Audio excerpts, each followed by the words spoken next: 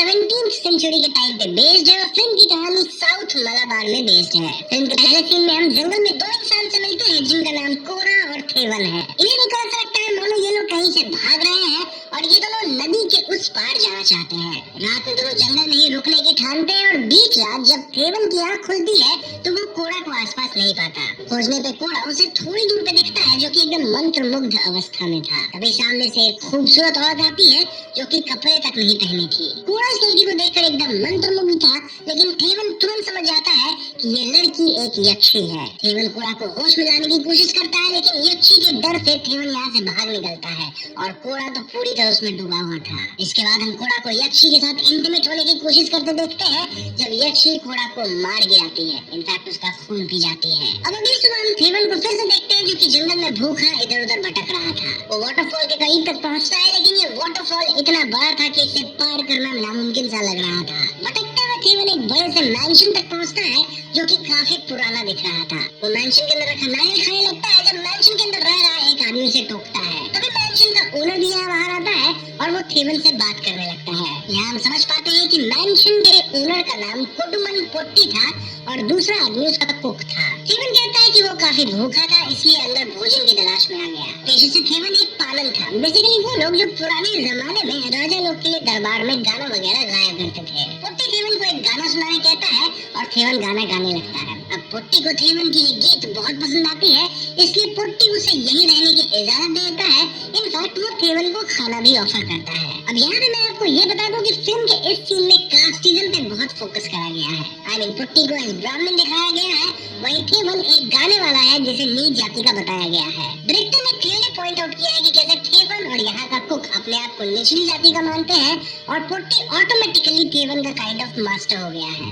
ये बातें फिल्म में होने वाले कॉन्वर्सेशन से हम समझ पाते हैं और एक्सप्लेनेशन में मैं आपको कॉन्वर्सेशन तो नहीं बता सकता, इसलिए इस बात को मैं अलग से पॉइंट आउट कर दिया हूँ। तो आगे कुक थेवन को उसका कमरा दिखाता है और मैंशन घुमाते वक्त थेवन को एक चेतावनी देता है। वो कहता है कि थेवन अगर सही सलामत रहना चाहता है तो वो मैंशन के साउथ वाले हिस्से को कभी एक्सप्लोर ना करे। साथ ही इस मैंशन में अजीब अजीब आवाजें आती रहती है और थेवन इनके राज को सुलझाने की कोशिश ना करे तो ही बेहतर है। उसे इन आवाजों को इग्नोर करना है। ना उस वक्त थेवन पेट भर के खाना खाता है, देन पुट्टी को गाना सुनाता है और देन भोजन के लिए वो भगवान का शुक्रिया अदा करता है। ये सुन के पुट्टी थोड़ा भड़क जाता है कि खाना मैंने तुमको दिया है तो तुम भगवान का शुक्रिया अदा क्यों कर रहे हो। ये सीन बहुत ही वियर्ड सा था, लेकिन इससे अजीब अगला सीन था जहाँ हम कुक को सीक्रेटली किसी के लिए खाना ले जाते देखते हैं। नाउ थेवन जब आसपास घूम रहा होता है तो उसे बाहर कई गड्ढे दिखते हैं जिन्हें अब भर दिया गया था, क्लियरली इंडिकेटिंग कि इन गड्ढों में कभी तो इंसानों के लाश को रखा गया होगा। थेवन फौरन यहाँ से भागता है और मैंशन के अंदर उसे जंजीरों की आवाज सुनाई देती है। इन आवाज को फॉलो करते हुए थेवन ठीक वही जगह पहुँचता है जहाँ हम कुक को खाना ले जाते देखे थे। ये ऊपर का कमरा था जहाँ थेवन को वाकई जंजीर दिखती है और वहाँ एक प्लेट खाना भी रखा हुआ था। थेवन फील करता है कि कोई तो जंजीर घसीटते हुए उसके करीब आ रहा था और इससे डर के थेवन यहाँ से निकल लेता है। अगली सुबह जब थेवन मैंशन में घूम रहा होता है तो वो पुट्टी को अकेले एक बोर्ड गेम खेलते देखता है। ये वही बोर्ड गेम है जिसमें पाशे फेंके जाते हैं और जुआ भी लगाया जाता है। पुट्टी यहाँ थेवन को गेम खेलने इनवाइट करता है और कुछ दाव पे लगाने भी कहता है। थेवन कहता है कि उसके पास तो कुछ दाव पे लगाने के लिए है ही नहीं और ऐसे में पुट्टी कहता है कि वो अपना समय दाव पे लगा सकता है, यानी कि अगर थेवन ये बोर्ड गेम जीता तो वो यहाँ से जा सकता है, लेकिन अगर वो हारा तो उसे जिंदगी भर इसी जगह पे रहना होगा। थेवन इतना कुछ दाव पे लगाने के लिए तैयार नहीं था और ऐसे में पुट्टी उससे पाशे वापस मांगता है, लेकिन जैसे ही थेवन पाशे देने के लिए हाथ बढ़ाता है पुट्टी अपना हाथ पीछे खींच लेता है जिससे पाशे बोर्ड पे गिरते हैं और गेम शुरू हो जाता है। थेवन को ना चाहते हुए भी ये खेल खेलना होता है और अंत में एक सिचुएशन ऐसा आता है जहाँ पुट्टी को जीतने के लिए दोनों पासों में 6 चाहिए था। पुट्टी पासा फेंकता है जहाँ एक में 6 आता है लेकिन दूसरे में 1 आता है, लेकिन एकदम से पुट्टी काइंड ऑफ अपने पासे को टेलीकिनेटिकली हिला देता है जिससे उसमें भी 6 आ जाता है, यानी कि पुट्टी इस खेल को जीत गया था और वो इससे काफी खुश नजर आता है। दूसरी तरफ कुक खाना बना रहा होता है और थेवन वहाँ आकर उससे बातें करने लगता है। ये कुक पुट्टी की काइंड ऑफ बुराई करते हुए कहता है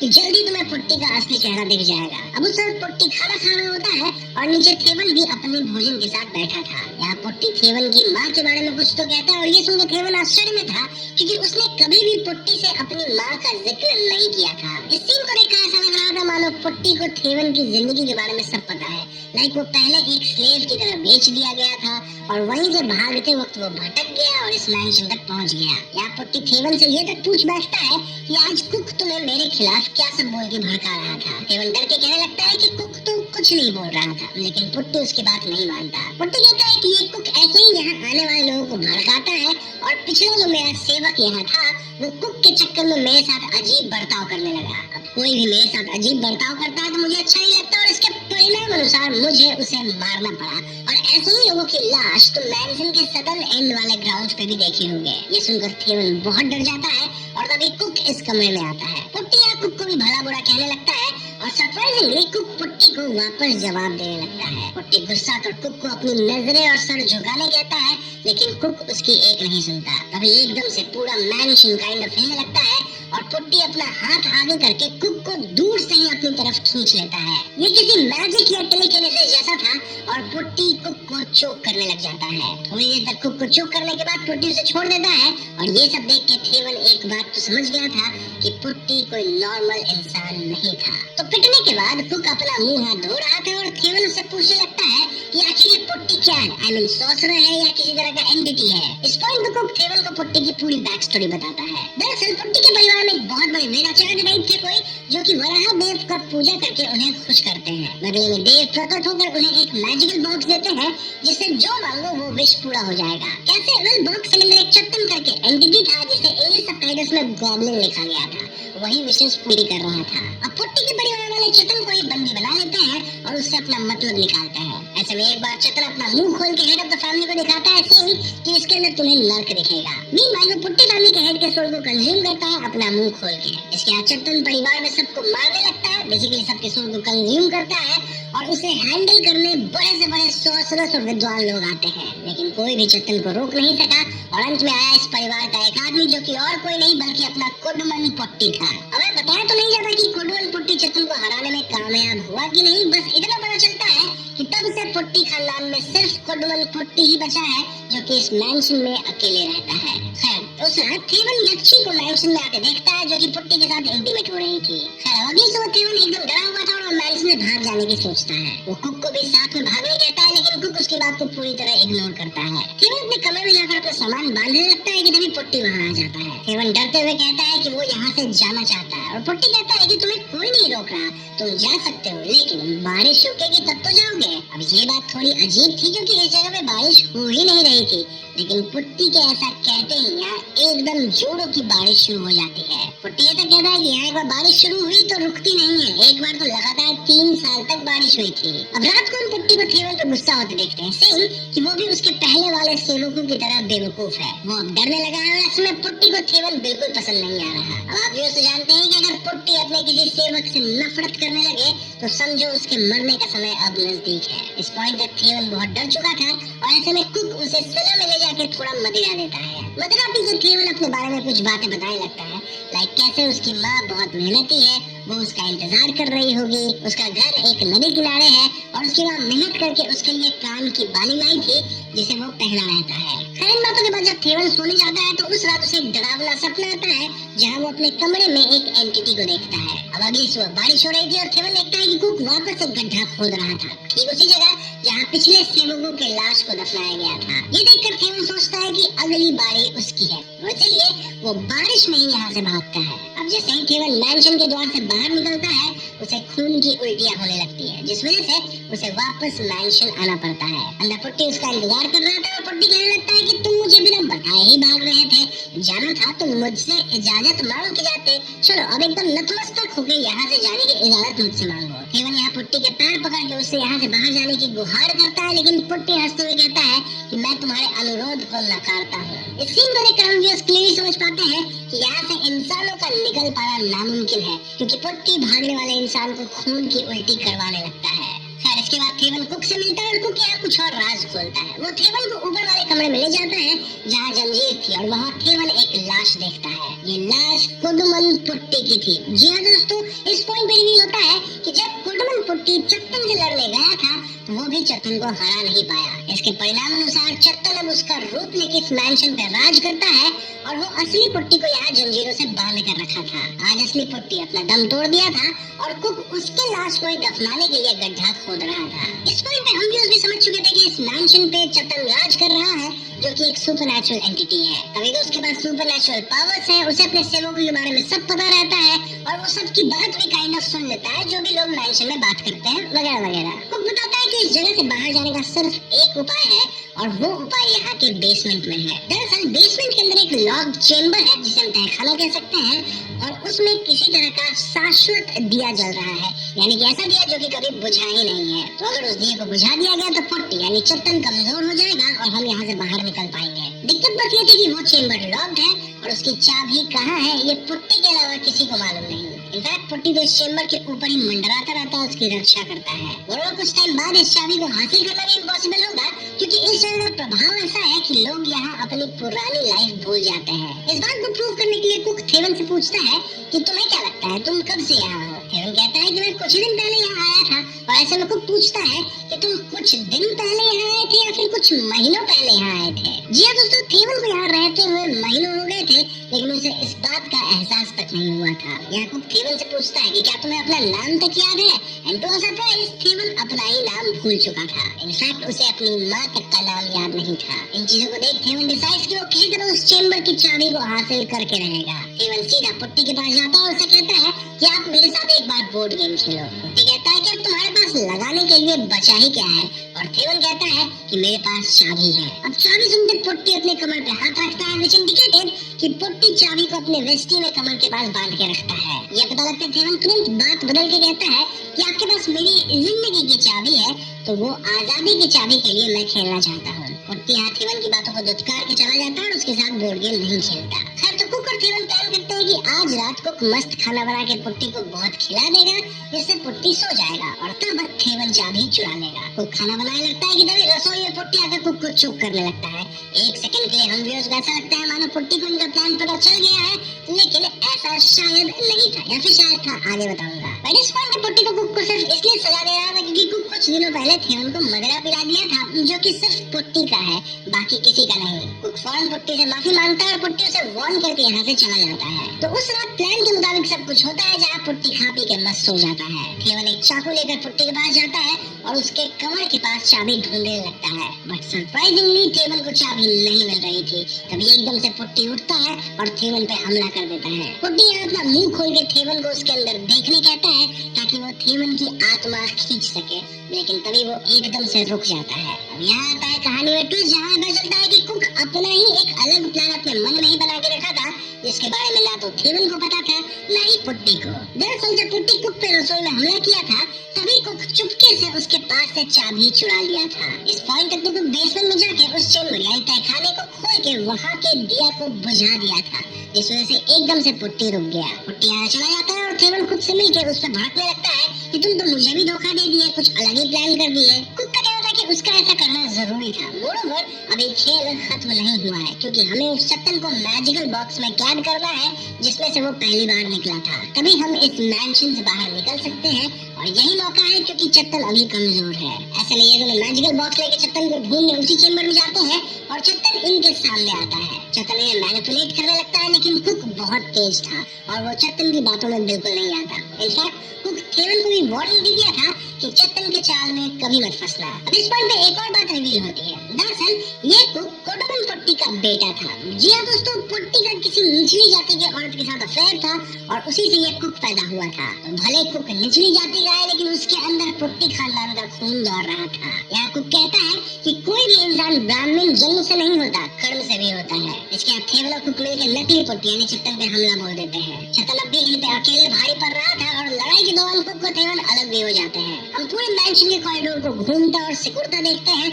जिसमें कुक और थेवन लुढ़क रहे थे और फंस गए थे। स्टिल थेवन खुद को आजाद करता है और कुक भी संभल के चत्तन पे हमला करता है। पुट्टी यानी चत्तन यहाँ कुक को अपना बेटा बोल के बेवकूफ बनाने की कोशिश करता है, लेकिन कुक उसकी एक नहीं सुनता। एक पॉइंट ये दोनों मिलकर चत्तन को ओवर पावर करते हैं, उसे स्टैब वगैरह करते हैं और कुक उसके हाथ से एक अंगूठी निकाल लेता है। इसके बाद वो पुट्टी के शरीर को आग लगा देता है और ये आग फैल के मैंशन में भी काइंड ऑफ लगने लग जाती है। आग से पुट्टी पूरी तरह जल जाता है और फाइनली हम उसके शरीर से चत्तन को बाहर निकलते देखते हैं।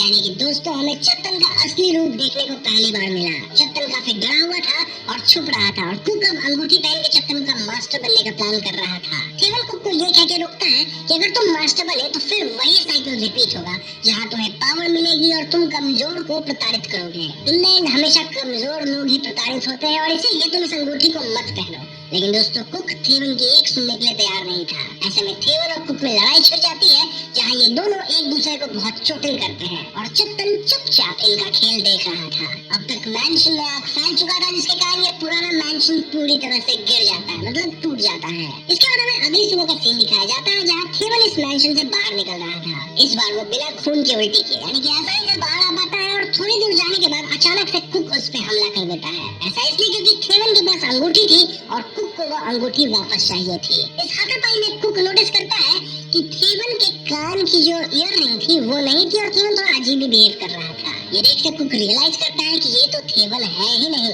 जी हाँ दोस्तों, यहाँ भी उसको मैंशन का सीन दिखाया जाता है, जहाँ असली थेवन तो मैंशन के टूटने से उसमें दब के मारा गया था। चत्तन अब थेवन का रूप ले चुका था और उसके पास अंगूठी भी थी। ये देखते कुक वहाँ से भागता है और नदी किनारे वो चिल्लाने लगता है। तभी कोई तो कुक को गोली चला के मार देता है और हम ये समझ पाते हैं कि ये काम पोर्टुगीज सोल्जर का था जो कि उस एरिया के आसपास घूम रहे थे। यहाँ नोट करने वाली एक और बात है कि चत्तन मूवी में काफी पहले कुक से कहा था कि तुम्हारी मौत बिजली गिरने से होगी और कुक के लिए गोली बिजली गिरने जैसा था। यानी चत्तन की बात काइंड ऑफ सही हुई। इसके बाद हम थेवन को देखते हैं, जो कि अभी असल में चत्तन है और वो अपना हाथ मुंह पानी में धोता है। पानी में से पुट्टी की रिफ्लेक्शन दिखती है, डिपिक्टिंग कि वो भी अब पुट्टी जैसा हो गया है। यानी नॉट ओरिजिनल पुट्टी बट चत्तन वाला, क्योंकि चत्तन अब थेवन के रूप में है। थेवन यहाँ वो अंगूठी पहन लेता है, यानी कि उसका उस पर कंट्रोल है और फिल्म यहीं पे खत्म हो जाती है। तो दोस्तों ये थी ब्रह्मयुगम फिल्म की कहानी एंड आई नो कि अभी आपके मन में कई सवाल होंगे। डोंट वरी, मैं अब काफी सारी थ्योरीज डिस्कस करने वाला हूँ, जिसके दौरान मोस्टली आपको आपके सारे सवालों का जवाब मिल जाएगा। फिर भी नहीं मिलता है तो कमेंट सेक्शन खुला है, वहाँ आप पूछ सकते हैं। तो पहला सवाल यही होगा कि फिल्म का नाम ब्रह्मयुगम क्यों है? मैंने इसकी एक्सप्लेनेशन पुट्टी हमें फिल्म में ही दिया है, जो अब मैं आपको बताऊंगा। पुट्टी कहता है कि अभी कलयुग चल रहा है और उसमें भी एक ब्रह्मयुग चल रहा है। ब्रह्मयुग बोले तो कलयुग का एक तरह से सबसेट। ब्रह्मयुग की खास बात यह है कि इस युग में भगवान इंसानों से बहुत दूर जा चुके हैं। यानी कि नो मैटर आप कितना भी चिल्लाओ, कितना भी पुकारो, कितना भी भजन करो, भगवान आपकी एक नहीं सुनने वाले। देखा जाए तो मूवी का थीम भी ऐसा ही कुछ है, जहाँ इन द एंड चत्तन ही जीतता है, वहीं कुक और थेवन हार जाते हैं। अब दूसरा सवाल आपके मन में होगा कि इस फिल्म में यक्षी का क्या काम था? यक्षी भी चत्तन की तरह एक सुपरनैचुरल बीइंग थी और यक्षी के कारण ही लोग रास्ता भटक के चत्तन के मैंशन तक पहुंचते थे। देखा जाए तो यूजुअली दो लोग भाग रहे थे और इसमें से यक्षी एक बंदा यानी कोड़ा को खुद कंज्यूम की, वहीं दूसरे को चत्तन तक पहुंचा दी। एक तरह से हम कह सकते हैं कि यक्षी और चत्तन आपस में मिले हुए थे, तभी तो फिल्म में हम इन दोनों को इंटीमेट होते हुए भी देखते हैं। now, अगला कंफ्यूजन ये है कि अगर चत्तन को इस मैंशन में होने वाली सारी बातें पता चल जाती थी तो वो इन दोनों के प्लान को क्यों नहीं सुन पाया? अगर आप गौर से देखो तो चत्तन इनके प्लान को ऑलरेडी समझ गया था, तभी तो थेवन उसके पास से की चुरा नहीं पाया। इनफैक्ट चत्तन बस सोने का नाटक कर रहा था। वो तो कुक इस प्लान को पहले ही बदल दिया और उसके मन में ये प्लान था, इसलिए चत्तन धोखा खा गया, वरना प्लान तो उसे समझ आ ही गया था। एक और यहाँ सटल डिटेल ये है कि पूरे फिल्म में हमें कुक का नाम कभी बताया ही नहीं गया। This points out two things. First ये कि लोग यहाँ के सब कुछ भूल जाते हैं इंक्लूडिंग देयर नेम, और शायद इसलिए कुक का नाम कभी आया नहीं। बट हाँ, यहाँ कॉन्ट्राडिक्टिंग पॉइंट ये हो सकता है कि कुक को अपने फैमिली हिस्ट्री के बारे में तो सब याद था, और जिस भी थ्योरी में बिलीव करो उसमें कर सकते हो। यहाँ मैं आपको दूसरा पॉइंट बता देता हूँ कि कुक का कैरेक्टर ज्यादा इम्पोर्टेंट था और उसकी सोच, मोटिव्स एंड ऑल दैट, तो वो इम्पोर्टेंट थी, इसलिए उसका नाम बताया ही नहीं गया था कि हम उसको कभी फोकस करें ही नहीं। ये काइंड ऑफ एक क्लेवर ट्रिक था डायरेक्टर का। अब आप ये भी पूछ सकते हो कि मैंशन में तो कई नौकर आते थे और वो सब मारे जाते थे, लेकिन ये कुक यहाँ काफी देर टिका रहा, ऐसा कैसे हुआ? इसका जवाब पुट्टी ने फिल्म में खुद ही दिया है। पुट्टी क्लियरली कहा था कि वो उसी को मारता है जो अपना काम छोड़ देते हैं। लाइक गायक गाना गाना छोड़ दे और डरने लग जाए तो वो कोई काम का नहीं रहा। वैसे अगर नर्तक नाचना छोड़ दे तो वो भी काम का नहीं रहा। लेकिन अगर आप देखोगे तो ये कुक पूरे फिल्म में हमें हमेशा अपना काम पूरे तन मन से करता दिखा है, जिस वजह से वो यहाँ इतने दिनों तक टिका रहा, क्योंकि ऑफ कोर्स वो अपना कुकिंग का काम, इनफैक्ट घर का और भी दूसरा काम अच्छे से कर रहा था। अब इस इस फिल्म मुझे एक बात बस थोड़ी अजीब लगी और वो ये कि हमें रिंग के बारे में एकदम एंड में बताया गया। आई मीन शुरू से रिंग का कोई चर्चा ही नहीं था और एंड में एकदम से हमें पता लगता है कि रिंग पहन के आप चेतन के ऊपर अपना पावर जता सकते हैं या अगर चेतन रिंग ले लिया तो वो काइंड ऑफ रूल करेगा। फिल्म जब बैक स्टोरी भी बताई गई थी तो वहाँ भी रिंग का कोई चर्चा नहीं था। तो हाँ, ये रिंग वाला ट्विस्ट एंड में थोड़ा सा अजीब लगा बट स्टिल अच्छा था। वैसे फिल्म का ब्लैक एंड व्हाइट होना कई चीजों को पॉइंट करता है। सबसे पहले तो इस टीम में व्यूइंग स्पेस फिल्म का और भी बेटर हो गया था।